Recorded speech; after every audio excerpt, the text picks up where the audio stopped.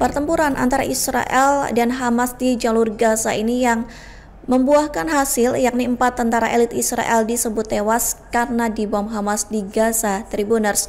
Insiden ini terjadi di pinggiran jalan di Rafah, Gaza Selatan pada Kamis pagi minggu ini. Kematian ini, Tribuners, seiring dengan perlawanan pejuang Palestina yang menghadapi meningkatnya serangan Israel belakangan ini. Keempat tentara yang terbunuh ini bertugas di Batalion Dekal Sekolah Perwira Bahat 1.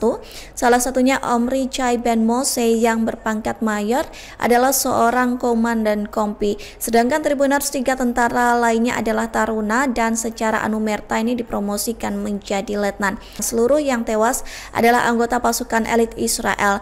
Dan sebelum mengikuti kursus perwira, Ben Mose ini merupakan komandan kompi dari Brigade Pasukan Terjun Payung. Sementara para perwira lainnya yang tewas adalah prajurit di unit elit Sayeret Matkal, Brigade Komando, dan Brigade Golani.